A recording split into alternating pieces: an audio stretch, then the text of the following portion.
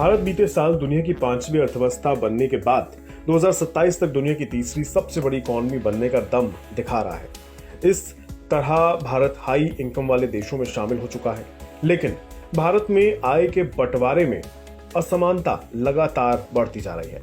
चिंता की बात है कि बीते 20 वर्षों में लोगों की इनकम और संपत्ति में असमानता में काफी इजाफा हुआ है। यूनाइटेड नेशंस डेवलपमेंट प्रोग्राम यानी यूएनडीपी की रिपोर्ट में यह दावा किया गया है कि भारत दुनिया के उन टॉप 10 देशों में शामिल है जहां लोगों की इनकम तो बढ़ी है, लेकिन इसमें समान इजाफा नहीं हुआ है। हैरान करने वाली बात यह है कि 10% अमीर लोगों के पास देश की आधी संपत्ति है। ऐसे में भारत की असमान ग्रोथ नीति निर्माताओं के लिए चिंता की बात है। वैसे भी जिस देश में 80 करोड़ लोगों को सरकार हर महीने मुफ्त राशन दे रही हो, तो इससे जाहिर होता है कि भारत में असमानता काफी गहरी है।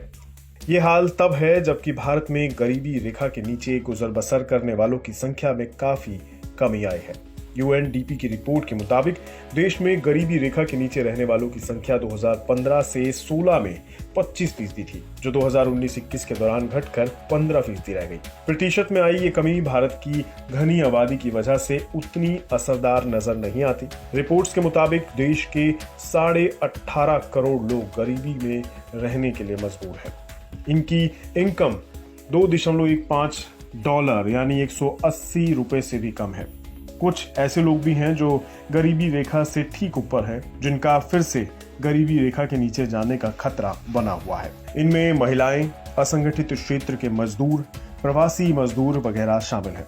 यूएनडीपी की रिपोर्ट में भारत को इस समस्या से निपटने का फॉर्मूला भी सुझाया गया है। इसमें कहा गया है कि मौजूदा चुनौतियों पर काबू पाने के लिए ह्यूमन डेवलपमेंट में इन्वेस्टमेंट को प्राथमिकता देने की जरूरत है। साथ ही सभी देशों को ऐसा करने के लिए अपना रास्ता खुद तैयार करना होगा। यूएनडीपी की इस रिपोर्ट में कई और बातों पर रोशनी डाली गई है।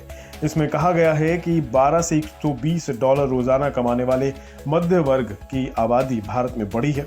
ग्लोबल मिडिल क्लास ग्रोथ में 24% योगदान भारत का रहने वाला है, जो कि 19.2 करोड़ जनसंख्या के बराबर है। मॉर्गन स्टैनली के मुताबिक भारत अगले 4 साल में दुनिया की टॉप 3 अर्थव्यवस्थाओं में शामिल हो सकता है।